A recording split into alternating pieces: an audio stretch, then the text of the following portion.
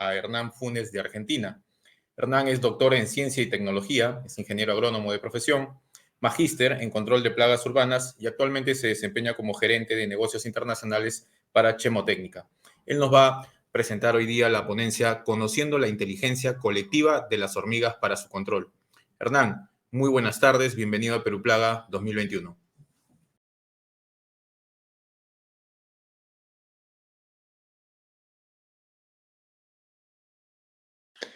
Hola a todos, muchas gracias por la convocación. En esta oportunidad vamos a estar hablando acerca del fascinante mundo de las hormigas y cómo tenemos que conocer algunos aspectos básicos de la biología para poder implementar un adecuado manejo. Pero vamos por partes.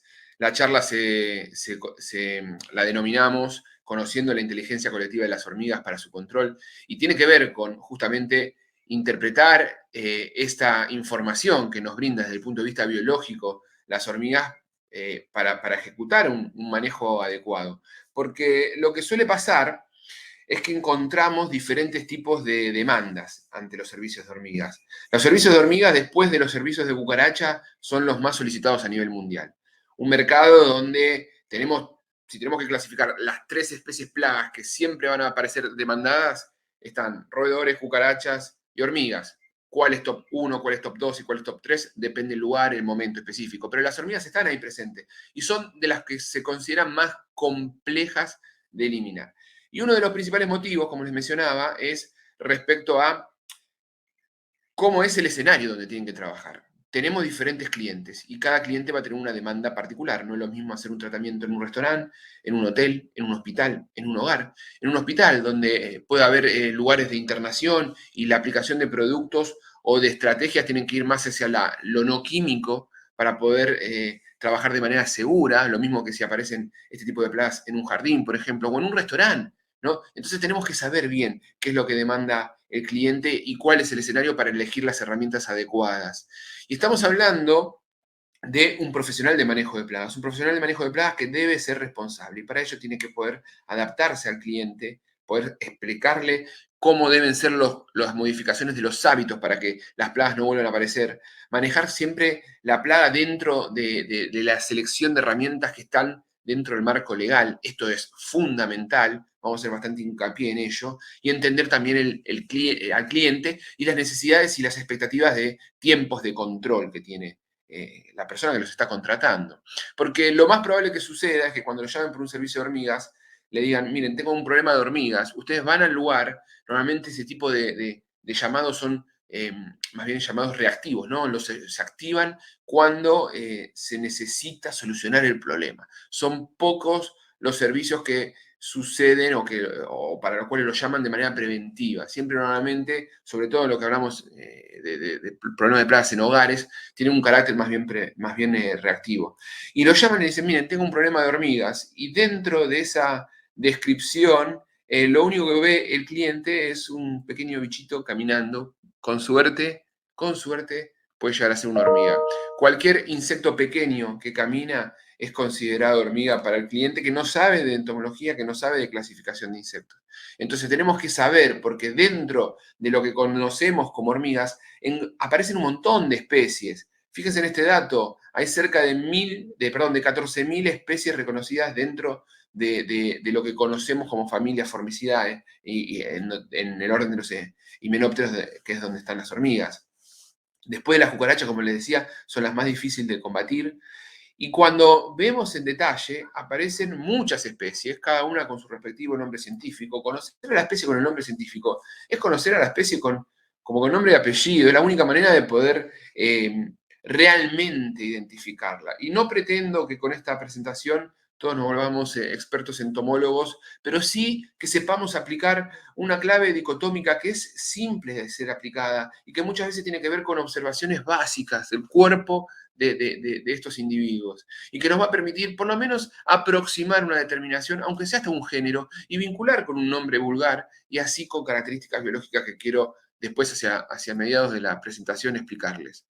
Porque tenemos un gran grupo de hormigas, esa bolsa gigante cuando hablamos vulgarmente de hormigas, engloban a diferentes especies, cada una con sus particularidades y sus diferencias. Fíjense, cuando las vemos en detalle, cuando las vemos en lupa, Todo lo que de lejos, sobre todo si son como yo, que necesitan este tipo de artefacto para poder ver un poquito mejor, parecen similares, pueden incluso identificar a una cuestión vinculada al color, pero en cuanto a la morfología, desde lejos no se ven. Ahora, cuando las vemos en lupa, no solo hay una diferencia de tamaño evidente, sino que también hay una diferencia en cuanto a presencia o no de pelos, presencia o no de espinas, cantidad de fragmentos que tienen las antenas, forma del pedicelo, pero acá ya empezamos a hablar con algún detalle morfológico, si se quiere, y a denominar a una estructura específica dentro de cada una de estas especies. Por eso es fundamental y es importante que conozcamos las generalidades de las hormigas, para poder después enfocarnos en los detalles particulares que nos va a permitir aproximarnos al orden, a la identificación y a las posteriores recomendaciones adecuadas para el manejo. Empezamos por algunas cuestiones básicas. Como todo insecto, las hormigas está dividida en cabeza, tórax y abdomen. Tiene el cuerpo dividido en 3 segmentos. En la cabeza encontramos el aparato bucal, las antenas, los ojos, el aparato bucal con esas mandíbulas bien desarrolladas. Cabe destacar dentro de la cabeza, vamos a encontrar una antena particular que es típica de hormigas, se conoce con el nombre de geniculada. Fíjense que está dividido en segmentos. Cada uno de estos segmentos se denominan artejos o antenitos. Y el primer artejo de esta hormiga es largo, es grande. Ese primer artejo es característico y fíjense que el resto de los artejos son pequeños y están formando un ángulo de 90 grados casi. La cantidad de artejos va a ser una información muy importante para saber qué género tenemos. Y vamos a ir viéndolo de a poquito. Las patas también en cuanto al tamaño puede ayudarnos a identificar una especie por sobre otra. Y en el tórax encontramos alas que no están presentes en todas las hormigas, porque hay algo muy importante que tenemos que comprender. Las hormigas son insectos sociales. Tienen desarrollada una interacción entre individuos en pos del beneficio de la colonia. Y esa sociedad desarrollada dentro de esa colonia de hormigas hace que aparezcan castas. Hay castas de hormigas particulares. Hay una casta específica que es cuando la hormiga tiene la capacidad reproductiva y necesita copular para dar descendencia, que son conocidas como hormigas aladas. En función de si es hembra se las denominan princesas, si son machos se las denominan zánganos. Eso después lo vamos a ver detalle especie por especie. Es importante destacar que tienen alas, pero que no todas las hormigas van a tener alas, sino que es un momento puntual en el año en donde aparecen los individuos alados. Y esas alas son membranosas que les permiten un vuelo para muchas especies poder copular en el vuelo, lo que se conoce como vuelo nupcial. Las patas, por otro lado, son lo que se conoce como patas ambulatorias, bien desarrolladas para poder desplazarse. Las hormigas se comunican con esas antenas que aparecen ahí mediante semioquímico, mediante feromonas, y particularmente aparecen las feromonas de trazabilidad que le permiten seguir el camino a la hormiga e ir hacia la fuente de alimento o hacia el hormiguero nido. En el abdomen podemos encontrar en algunas especies presencia de aguijón, en otras especies no, puede no tener aguijones. También el abdomen tiene la famosa cinturita de avispas porque pertenecen al mismo orden, a los himenópteros. Y eso significa que el primer segmento, o el segundo, el primero y segundo del abdomen, lo que se conoce como urómeros, están angostados, es más finito. Entonces, de alguna manera, se genera un abdomen globoso y una cinturita dentro de esa hormiga conocida como pedicelo. La forma de ese pedicelo también va a ayudar a poder clasificar una especie por sobre otra. Entonces, acá tenemos más o menos morfológicamente hablando, las estructuras: cabeza, tórax y abdomen, pedicelo, el resto del abdomen globoso conocido como gáster, el tórax que puede o no tener espinas, las patas ambulatorias, antenas geniculadas y las mandíbulas. Las hormigas se reproducen de manera sexual, macho y hembra copulan. La forma en que copulan va a depender de la especie. Normalmente la mayoría de las hormigas copulan en el aire, en un vuelo nupcial, en un momento particular del año. Ahora, existen otro grupo de especies de hormigas, como en el caso de hormiga argentina que vamos a ver, que pueden copular dentro del nido. Entonces se ahorran así realizar este vuelo nupcial. Se multiplican a través de huevos. Esto significa que colocan huevos. Y fíjense en este gráfico, esto es una genitalia femenina. Ahí tenemos una estructura remarcada en rojo conocida como espermateca. La espermateca va a almacenar los espermatozoides justamente que va a recolectar la hembra después de copular con varios machos. Y cuando esa hembra alada, esa princesa, se transforma en reina, se desprende de sus alas y utiliza toda la cantidad de espermatozoides acumuladas en esas espermatecas para dar descendencia al resto de su vida. No necesita copular cada vez que quiera colocar huevitos.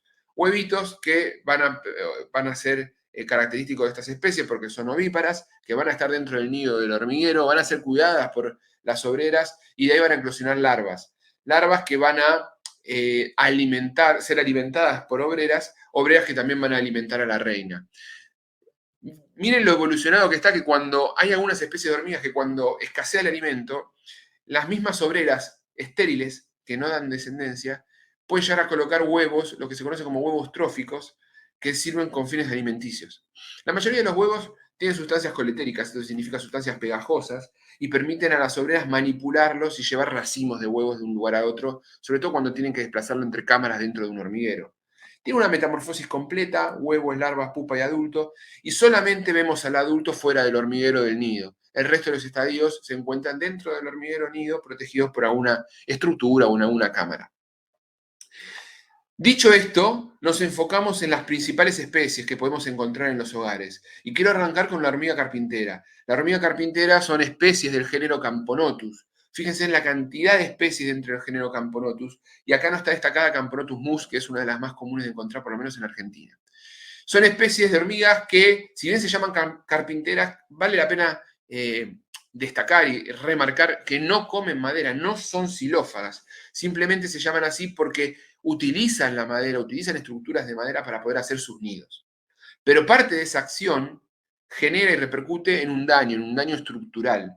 Están muy vinculadas a lugares donde hay madera, se alimentan, son especies omnívoras, se alimentan de sustancias azucaradas, tienen una relación casi simbiótica con los homópteros, que ahora vamos a hablar, y pueden generar un daño en un techo que incluso pueden ocasionar derrumbes del techo, porque realmente van a generar todas sus estructuras de nidos en ese lugar donde hay madera, normalmente madera blanda o madera que de algún techo que puede tener algún problema de filtración, entonces genera un exceso de humedad y esa humedad provoca proliferación de hongos y esos hongos debilitan la madera y la hormiga encuentra ahí un escenario espectacular para hacer el nido.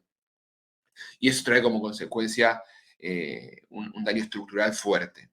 Es un grupo de especie muy, muy diversa, se caracteriza por ser de las especies de hormigas más grandes que encontramos, y las diferenciamos del resto de las hormigas, uno por el tamaño, otro son de las más grandes, ¿no? Otro por el tórax. El tórax, particularmente lo que se conoce como mesosoma, es liso, no tiene espinas, que no ocurre, por ejemplo, en hormigas podadoras, que ahora al final de la presentación vamos a hablar un poquito de ellas.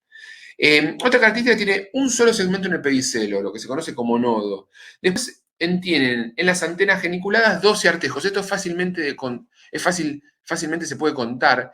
Y en el abdomen, en el gáster, en el abdomen globoso, puede tener pilosidad que le da una tonalidad blancuzca, amarillenta o ser completamente negra. También hay especies de Camponotus coloradas, pero en líneas generales son negras.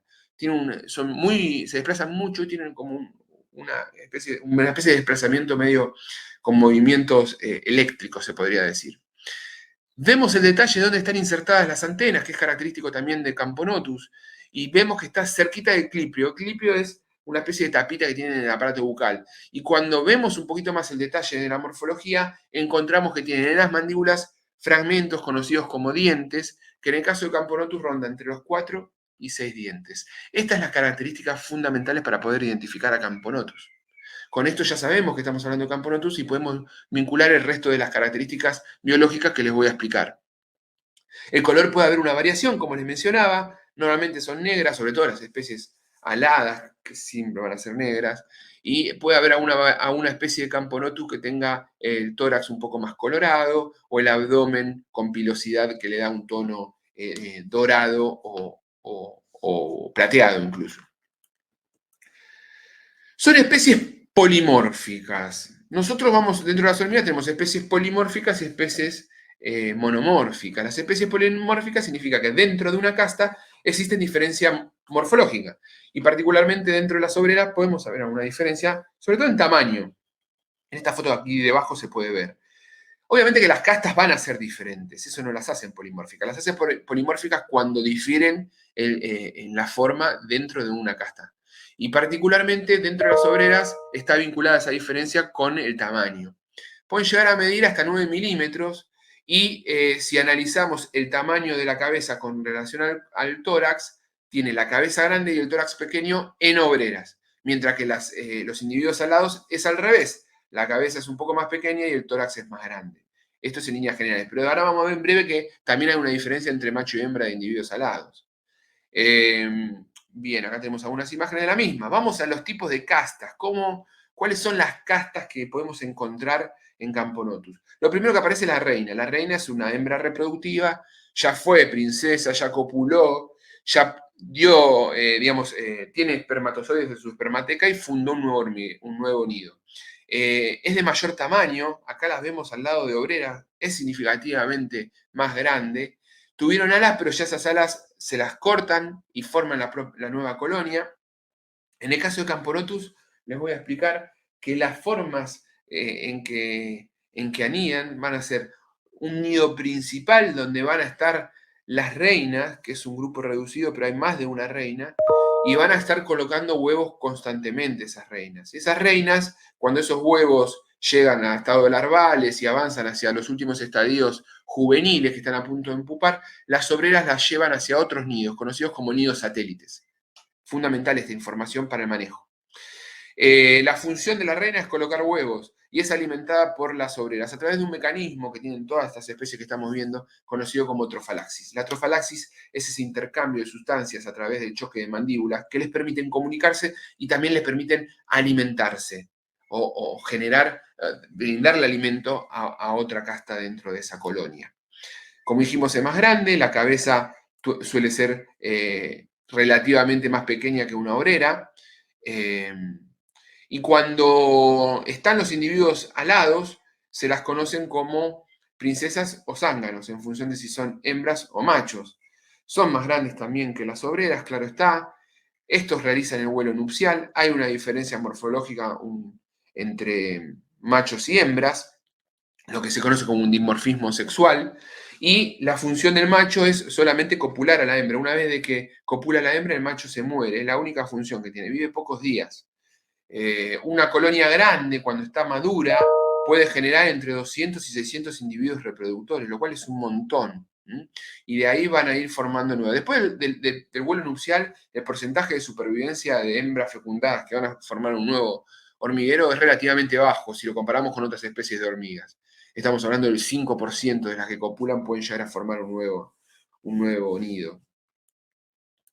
Las obreras son las hembras que no tienen capacidad reproductiva, tienen, en cuanto a representatividad, son las que más se encuentran dentro de la colonia, está representada por la mayor cantidad de individuos en la colonia, y son polimórficas, sobre todo con el tamaño de la cabeza y el tamaño completo de la hormiga. Existen varias funciones dentro de las obreras, pero principalmente están vinculadas a las acciones de fabricación del nido y de alimentación hacia la reina.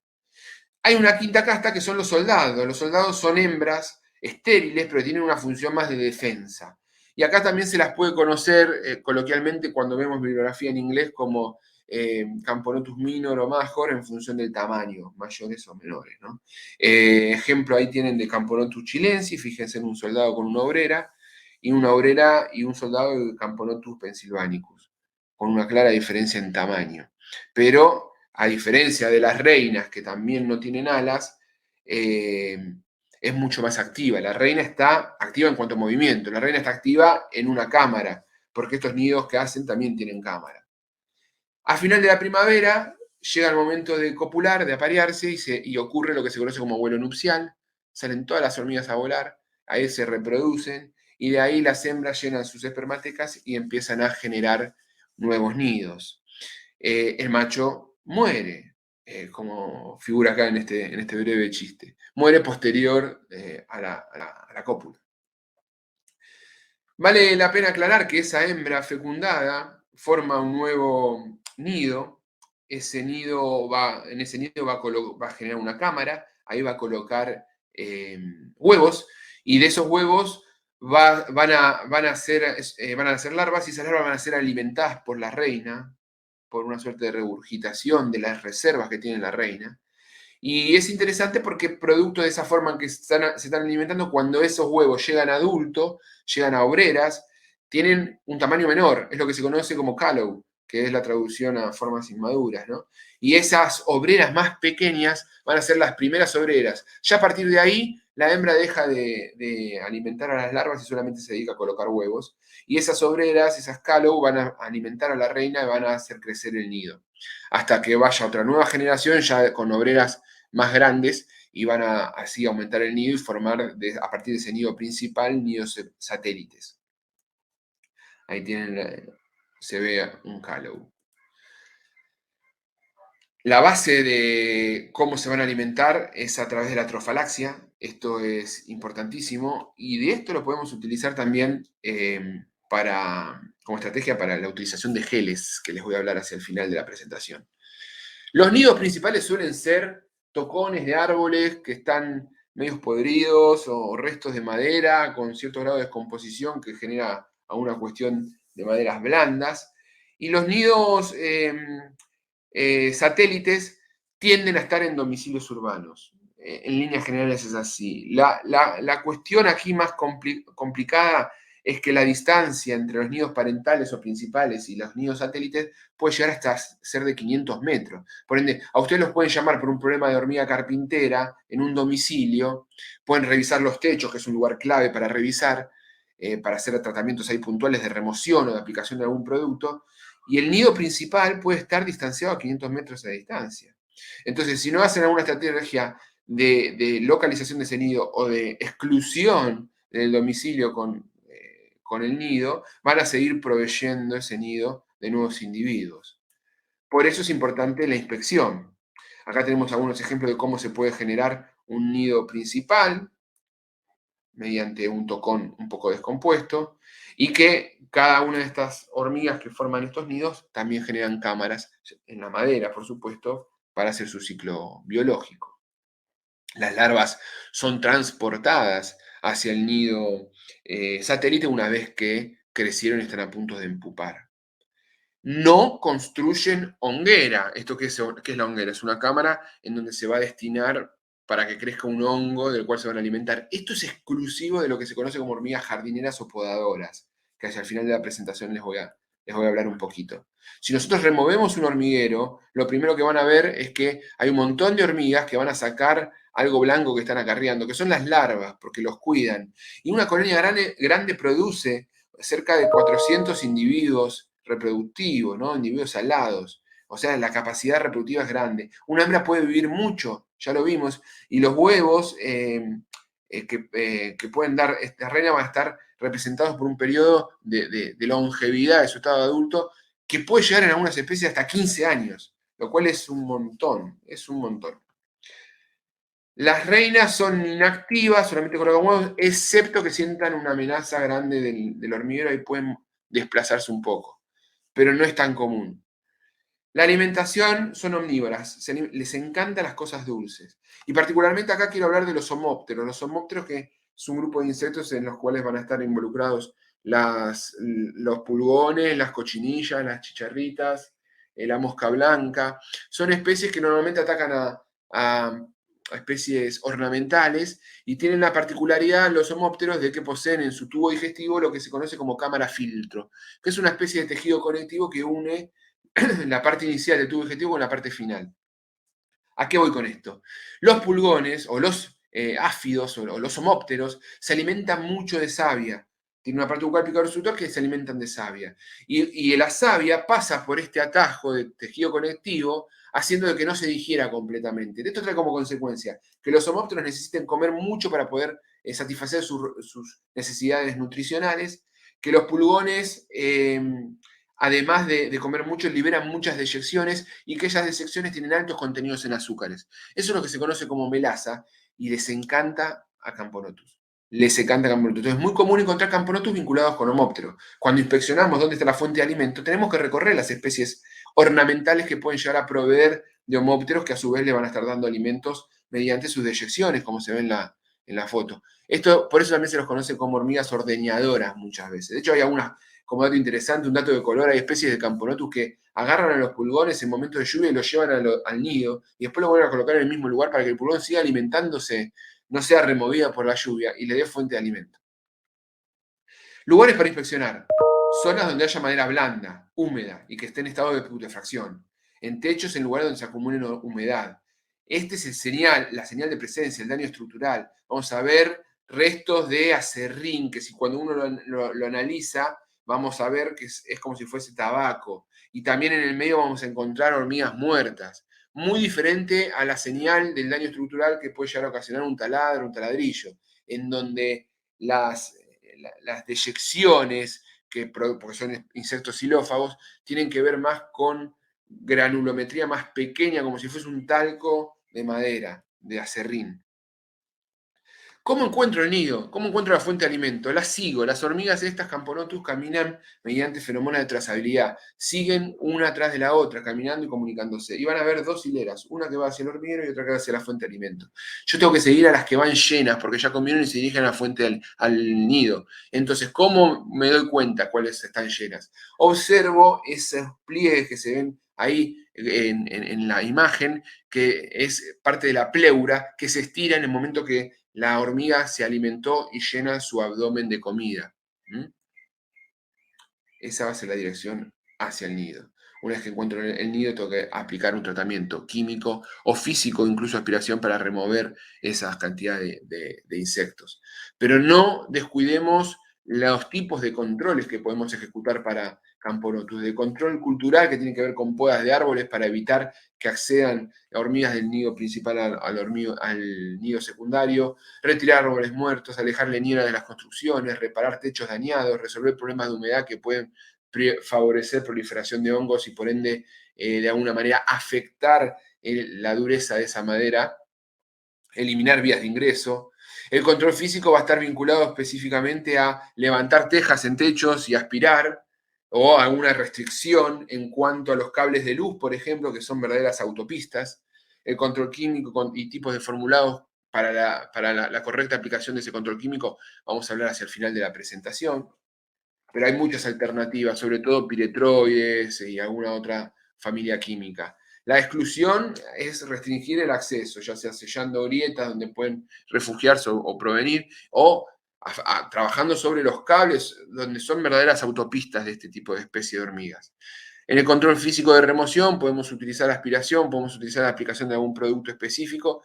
Siempre cuando manejamos en techos hay que saber subirse al techo sin romper tejas, levantar las tejas, seguir ese hormiguero. Y cuando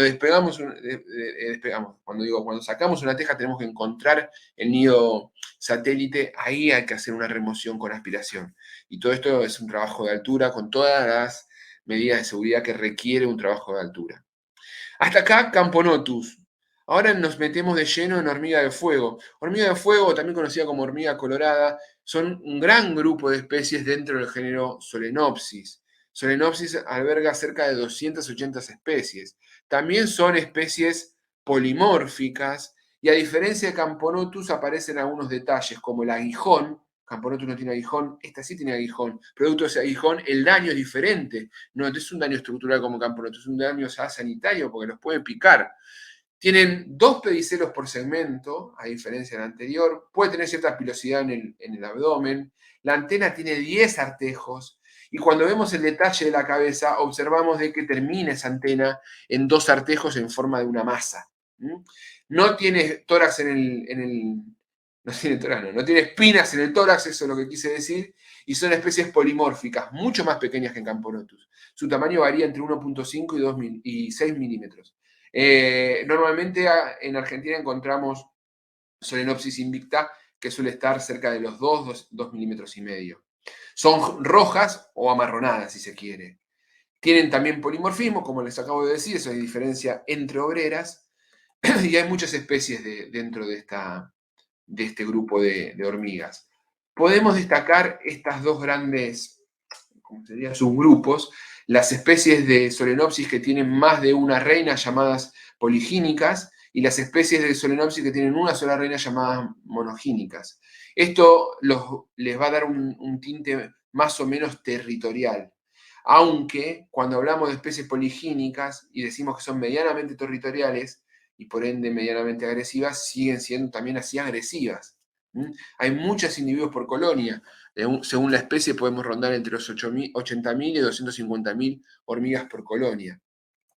Los hormigueros son diferentes a los de Camponotus y forman montículo de tierra. Montículo de tierra que más o menos es como si fuese el tamaño de un casco, para hacer una idea. Y ese montículo de tierra representa también la profundidad del hormiguero. La madurez de la colonia se alcanza entre 1 y 2 años y están muy cerca de los hormigueros. Cuando aparece un hormiguero es porque hay más de uno. Necesitamos inspeccionar para identificar dónde están esos hormigueros. En cuanto a las castas, aparecen las reinas, que es la hormiga reproductiva. La morfología va a variar en función de la especie de Solenopsis que tengamos.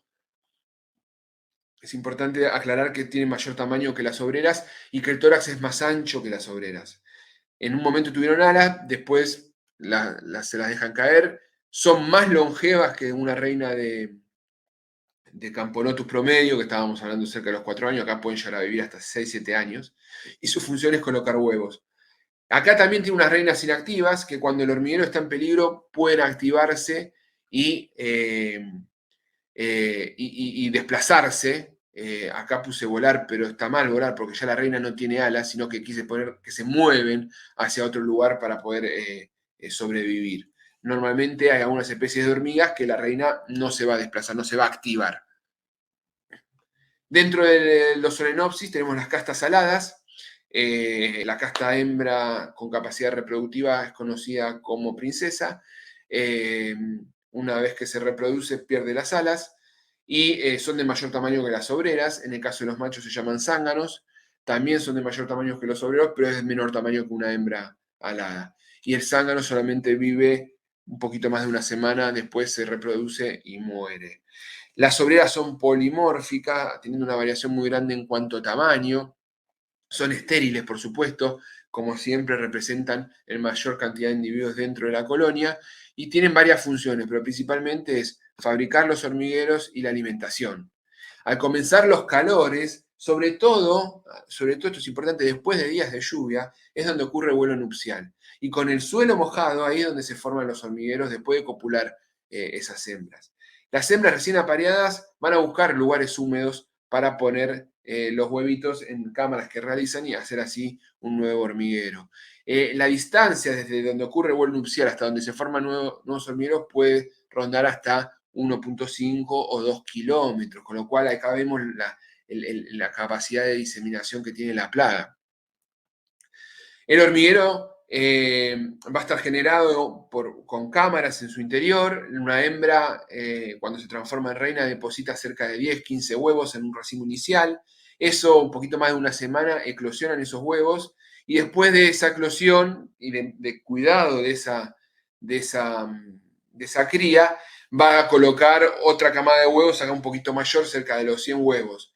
Toda esa primera generación de hormigas van a ayudar a terminar de armar el hormiguero y a cuidar a partir de ahí a la reina, que va a ser la que va a estar dando huevos constantemente. El adulto se puede alcanzar con condiciones de temperatura adecuada al poquito tiempo, menos de un mes. La reina alimenta a las larvas jóvenes con sustancias que regurgita y a su vez las larvas tienen enzimas que van a digerir esos alimentos regurgitados por el adulto. Nada, eso. El daño, hablamos de un daño por picadura. Tienen aguijón. La picadura típica de esta hormiga genera un prurito con un punto blanco en el medio. Y eso se debe a un alcaloide natural que tiene una actividad necrotóxica y es lo que se conoce como piperidina. Normalmente no es letal, pero en algunas personas que pueden llegar a ser muy susceptibles pueden ocasionar un shock anafiláctico. Por eso hay que tener mucho cuidado. Otra característica es la alimentación. Son especies omnívoras y se van a alimentar de comida con alto contenido proteico. Por eso es muy común ver este tipo de hormigas con un pedazo de feta de salame que se cayó al suelo o un insecto muerto. Buscan esa fuente de alimentación. Los geles tienen un montón de sustancias que están vinculadas con algunos atractantes dulces o algunos atractantes proteicos. Es por eso que los geles pueden tener, dependiendo de la palatabilidad, un efecto particular para Solenopsis y otro efecto particular para Camponotus u otro efecto particular para hormiga argentina. Es importante conocer que estamos ante especies diferentes de hormigas. El control es clave, poder hacer una buena inspección y tener en cuenta la frecuencia de aplicación, encontrar los hormigueros, hacer una aplicación sobre el hormiguero de algún producto que tenga buen volteo y residualidad, abriendo el hormiguero con una pequeña pala. Recordemos que para ello tenemos que inspeccionar. A veces los lugares son fácilmente de ser inspeccionados y otras veces en función del entorno y del manejo de esos espacios verdes no es tan simple.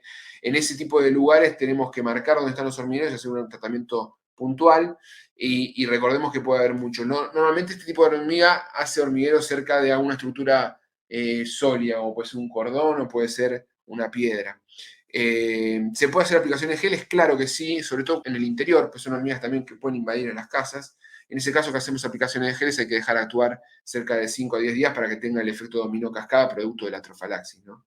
Y hacer aplicaciones puntuales en los hormigueros. Otras hormigas que no vamos a ahondar en detalle desde la biología, pero sí que es importante mencionarlas y que pueden llegar a tener puntos en común en cuanto a las características biológicas de Solenopsis, pero que no tienen nada que ver con Solenopsis, es la hormiga cabezona del género Feidoles y la hormiga faranona del género Monomorio. La hormiga cabezona la encontramos en grietas de pavimento, tiene un claro polimorfismo, particularmente tiene un dimorfismo entre las obreras, donde el tamaño de la cabeza hace imposible de poder confundírsela, por eso se llama hormiga cabezona. Tiene un aguijón, no es tan agresiva como Solenopsis, no caminan con sendero, Solenopsis camina con sendero, y tiene un muy buen resultado en cuanto al control con productos residuales, en donde encontremos el hormiguero en esas grietas del pavimento de una estructura sólida, o con aplicación de geles. En cuanto a Monomorio, es la típica hormiga faraona que camina solita en la alacena, que está muy vinculada a las cosas dulces que puede encontrar dentro de los hogares. Suele hacer nidos en estructuras de cableado eléctrico. Tiene una muy buena respuesta para la aplicación de geles. Y si tenemos que hacer aplicaciones en lugares como donde hay instalaciones eléctricas, es muy recomendable hacer aplicaciones en polvo con pistolas insufladoras. Acá tenemos un ejemplo de donde puede haber una colonia primaria y una colonia satélite, en este caso de hormiga faraona. La distancia entre colonia principal y colonia satélite es muy pequeña, no tiene montículo de tierra y están siempre en estructuras edilicias. Pasamos ahora sí a hablar de hormiga argentina que es nativa de la zona del Paraná, de Argentina, y que se extendió por todo el mundo y tiene un comportamiento único en cuanto a especie. Se la considera una de las principales especies, está dentro de la lista de las 100 especies invasoras, más invasoras del mundo. ¿Por qué? Porque tiene una particularidad que no la expresa en la zona donde se encuentra de manera nativa, que está acá representado en este mapa mundi con color celeste. Que ahora se las voy a explicar. Pero destruye a otras colonias de otras hormigas. Pero primero, ¿cómo identificamos a una hormiga argentina? Primero, tórax liso, sin espina. Un solo segmento en el pedicelo. Generalmente son de color castaño con un tono brillante. Las patas bien largas, eso también bien característico. Podemos, cuando vemos el detalle de la cabeza, contar que tienen 12 artejos en las antenas y una mandíbula que puede llegar a tener un tono amarillento. También si vemos desde forma de perfil, la cabeza tiene una forma triangular y también son muy pequeñas, de 2 a 3 milímetros, y son monomórficas.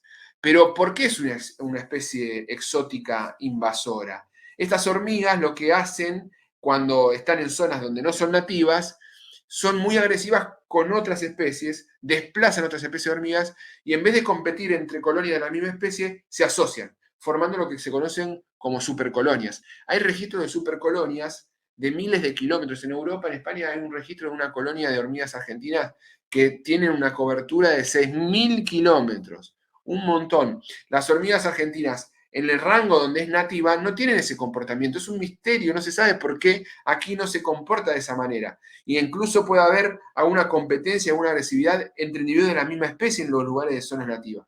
Se cree que tiene que ver con factores medioambientales como influyen y también con la variabilidad genética de esas poblaciones al momento de ser especies exóticas. Por eso que se la conoce como una especie invasora por excelencia. ¿Cómo son las castas?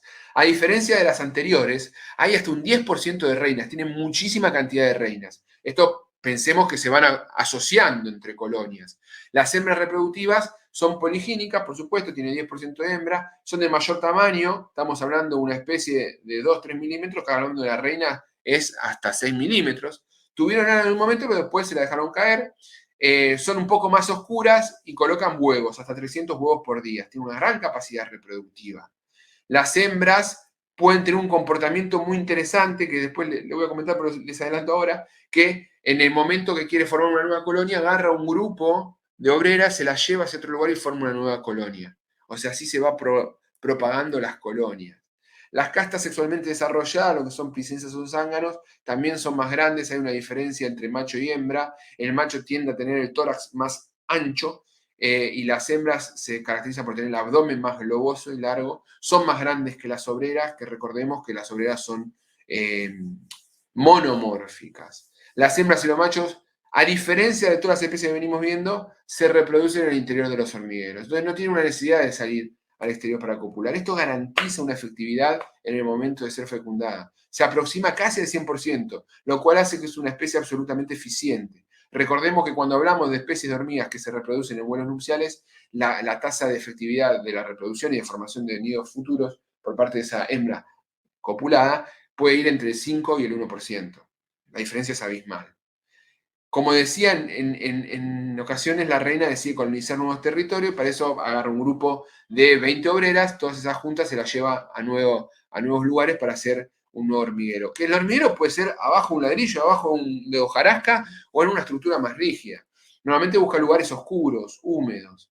Las obreras son monomórficas, tienen la función de fabricar el nido, colonización y también son agresivas con otras especies de hormigas, como se puede ver en la foto. Son bastante agresivas.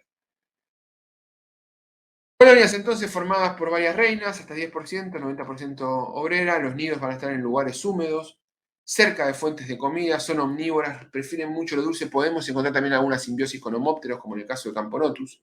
Normalmente los nidos los podemos encontrar afuera o adentro de los hogares. Hay una estadística que habla de un 30% como nidos que pueden aparecer en zonas dentro de los hogares y un 30% en zonas peridomiciliarias. Son difíciles de ver, hay que hacer una buena inspección para poder identificar y hacer un tratamiento específico, bien agresivas, sobre todo con otras especies de hormigas, en rangos donde no son nativas y no son agresivas entre colonias en esos rangos. Por eso son consideradas especies invasivas. Los nidos entonces van a preferir lugares oscuros, con un cierto grado de humedad, profundidades no mayores a 20 centímetros, no van a generar grandes nidos, como si lo hacen especies del género Ata o Acromyrmex en cuanto a profundidad. Y en cuanto a rango de distancia de exploración, es pequeño, 60 metros. Estamos hablando de algunas especies pueden moverse y desplazarse kilómetros. Acá estamos hablando de un rango de dispersión pequeño, pero sí hay una asociación entre colonias. También los podemos encontrar en edificios que pueden entrar por cableado, por grietas y en árboles mal podados. Acá se puede observar esa interacción con insectos homópteros por la melaza. ¿Cómo lo controlamos? Localizamos nidos, hacemos una aplicación de insecticida residual, hacemos trabajo de exclusión y eliminamos fuentes de alimento.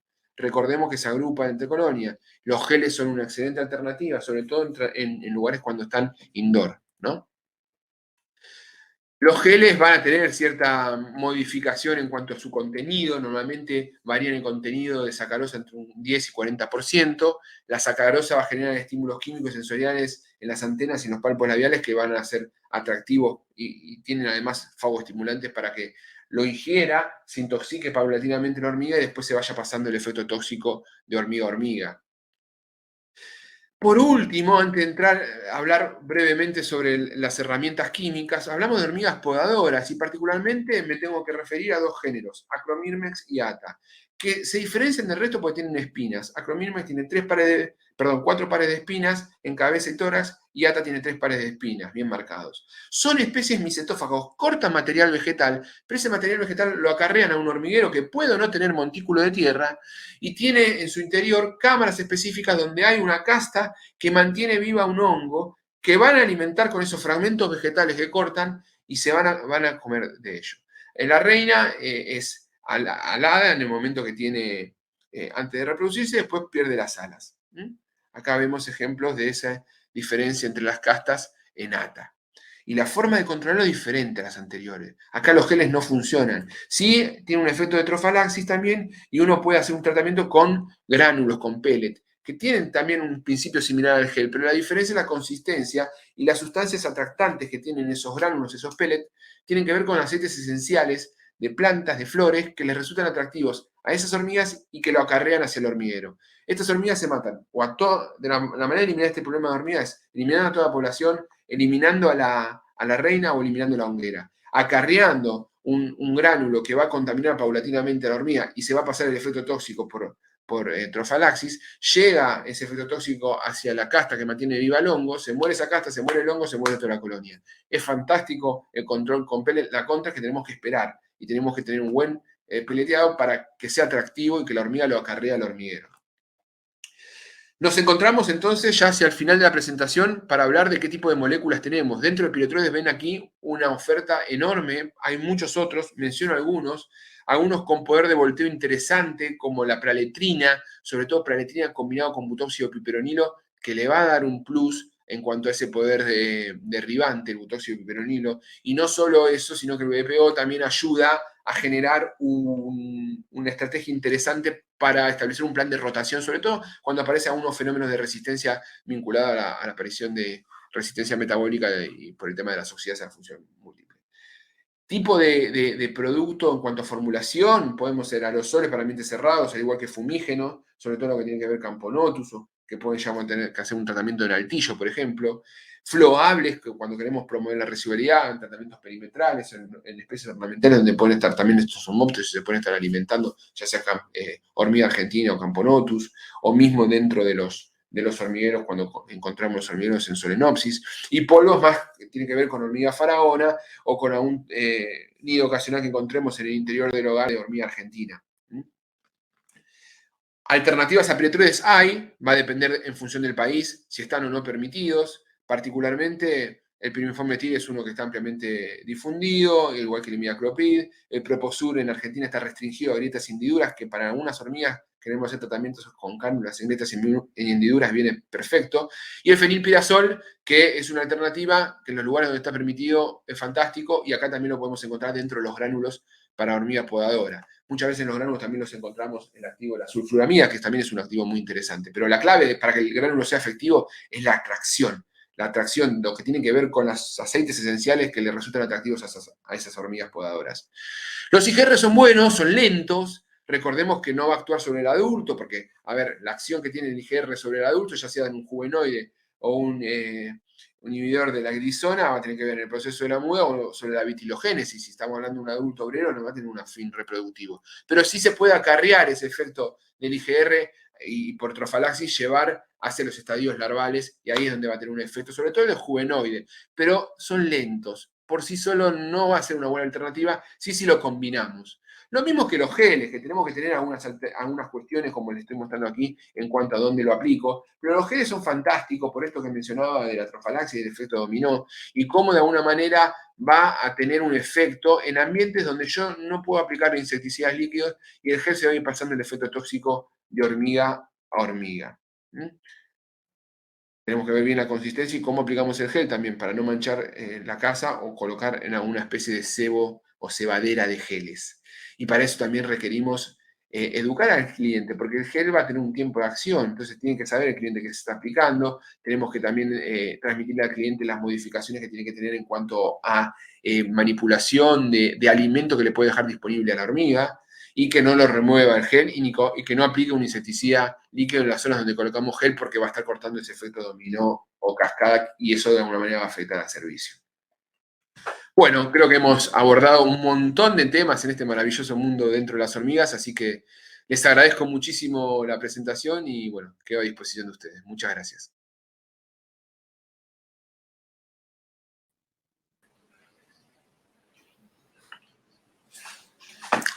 ¿Qué tal, Enrique? Hola, Hernán, ¿cómo estás? Muy buenas noches. Muy bien. Gracias por la presentación. Y volamos con las preguntas, que estamos sobre el tiempo. Sí, claro. Para tratar de contextualizarla. ¿Qué tan importante dentro de lo que has mencionado es la identificación de la especie y si esta es más de exteriores que interiores para la estrategia de control? Por ejemplo, jardines, ¿no? Una especie dominante en jardines, ¿el control sería igual a interiores. Sí, no, es fundamental hacer una correcta identificación, por eso hice tanto hincapié en la presentación, en los aspectos básicos de la morfología, que sé que a veces suelen ser un poco tediosos y si a nosotros por ahí nos invade cierta ansiedad y queremos tener ya la respuesta o la receta práctica para controlar a la plaga, pero necesitamos identificarla. Y dentro de las hormigas que encontramos fuera de la casa, no solo está la hormiga podadora, la que corta fragmentos vegetales, que más o menos podés agrupar un grupo de hormigas podadoras, a la que vulgarmente es conocer como podadora, y que son y pertenecen a distintos géneros, y podés establecer una estrategia adecuada. Cuando hablas de hormigas del exterior, ahí te aparece Camponotus, te aparece incluso hormiga argentina, que las formas de controlar son completamente distintas. Vos no podés ejercer un control sobre Camponotus, hormiga argentina, por ejemplo, con gránulos para hormiga podadora, porque el gránulo de la hormiga podadora tiene, como les mencioné, atractantes específicos para ese grupo de hormigas. Y lo mismo al revés, si querés hacer un control de hormiga podadoras con geles, no vas a tener un buen efecto como si lo vas a tener con un gránulo específico. Ok, correcto, Hernán. Dentro de lo que son las estrategias de control con productos químicos, los residuales, la aplicación de estos productos va directamente sobre las colonias. La ubicación de donde pueda estar el hormiguero es importante para esta aplicación residual. Sí, como te mencionaba, las formas, les mencionaba todo en la presentación, la forma de controlar las hormigas es o se elimina a todos los individuos, o se elimina al hormiguero, o se elimina a la reina. Existe también una restricción de las fuentes de alimentos que va a afectar a la forma en que se van a ir desplazando en búsqueda de comida, justamente. La aplicación de floables con el objetivo de hacer una aplicación residual te va a servir para limpiar zonas para que la hormiga no accedan a determinados alimentos. Pero si querés controlar a la hormiga, tenés que aplicar en el hormiguero. Y para eso tenés que seguirlas. Hay algunas especies que, como tienen una forma de comunicación mediante feromonas de trazabilidad, es más simple ese seguimiento y la identificación del hormiguero. En otras se puede complicar un poquito, pero identificándola, insisto, y retomo la pregunta anterior, tenés muchas más herramientas para saber dónde anidan, cómo anidan, si hay interconexión entre nidos. Porque no te olvides que podés identificar un nido, pero ese nido puede ser un nido satélite, no un nido principal. Eso depende de la especie que tengas. Entonces eso también te va a dar información de las cosas complementarias que tenés que hacer al tratamiento. Dentro de lo que acabas de mencionar respecto a estas tres formas de ejercer el control, mencionaste el tema de la reina. Sí, Una de las formas que mencionaste poder llegar a la reina era a través de estos productos peletizados, con el acarreo de estos, por ejemplo. ¿Hay alguna otra sí. forma? ¿Es de bastante impacto llegar a hacer el control de la reina para que se haga el control sobre el resto de la colonia? Claro que sí, porque la reina es la que va a estar constantemente dando descendencia, entonces te va a ir incrementando al nido o al hormiguero y además también va a generar individuos sexualmente desarrollados para formar nuevos hormigueros. No solo con los geles o los gránulos mediante la trofalaxia, le llega cierto nivel de ingrediente activo a la reina o a las obreras que mantienen viva a la reina, porque la reina se va a alimentar mediante trofalaxis también. Entonces, de alguna manera le va a terminar llegando. Es un proceso lento ese, el gel y el gránulo. Si vos querés una acción más rápida sobre la hormiguera, sobre la reina, perdón, tenés que identificar el hormiguero y aplicar producto. Ahora, cuando tenés hormigueros, es importante ir con una pala y abrirlo los hormigueros, porque muchos de los hormigueros tienen cámaras y la entrada a la cámara es sinuosa. Si vos solamente mojás con el producto un hormiguero, puede que no llegue una cantidad adecuada de insecticida donde está la reina. Por eso es importante abrirlo. Los hormigueros que tienen montículo de tierra es más fácil esa remoción, y los hormigueros que no tienen montículo de tierra, como algunas especies del género bata, tenés que hacer un pequeño pozo para encontrar esa zona y ahí sí mojar bien. Exponerlas, ok. Para terminar, una última pregunta respecto a concentrados emulsionables. Sí. ¿Son útiles las mezclas de ingredientes de dos familias distintas? Y estos cómo se aplicarían y dónde se aplicarían particularmente los concentrados emulsionables? Sí, siempre la combinación de activos te ayuda a evitar fenómenos de resistencia, pero siempre digo, uno tiene que pensar bien qué va a combinar y buscar ingredientes activos que tengan un sitio y modo de acción en la medida de lo posible y tener un razonamiento de por qué estás mezclando. Esto no quiere decir que no puedas mezclar dos ingredientes activos de una misma familia química. De hecho, hay muchas moléculas, muchos productos que están formulados con combinaciones de piretroides, pero uno te va a aportar algo y otro te va a aportar otra cosa. No sé, o volteo y el otro residualidad o alguna característica puntual. Siempre tenemos que ver bien qué mezclamos. Dicho esto, cuando se mezcla, cuando nosotros como técnicos de controlador de plagas queremos hacer mezcla, tenemos que buscarnos y asegurarnos de mezclar iguales formulaciones. Podemos elegir entre ingrediente activo, pero siempre mezclar entre concentrados emulsionables. Los concentrados emulsionables te van a permitir generar distintos tipos de tratamiento y muchas veces puede obtener una gota un poco más pequeña. En ambientes donde tenés cierta hermeticidad, por ejemplo un altillo, y querés llegar a tener un grado de penetración en la aplicación, en el caso del nido de hormiga Camponotus, es una alternativa el uso de este tipo de formulación para generar una penetración mejor. También la forma en que se absorbe en la madera y que puede llegar al nido de Camponotus es mejor en un concentrado emulsionable que un floable, en ese sentido. Correcto, Hernán.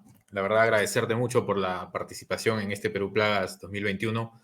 Un gusto poder tenerte nuevamente con nosotros y esperamos pronto también volvernos a reunir todos pasando estos periodos de pandemia. Esperemos, ya estamos en la Claro que etapa sí. final y quiero yo agradecerles a ustedes porque realmente me pone muy contento formar parte de esta hermosa comunidad y que me brinden este espacio. A mí me gusta mucho dar este tipo de charlas y agradezco mucho y los felicito por toda la organización.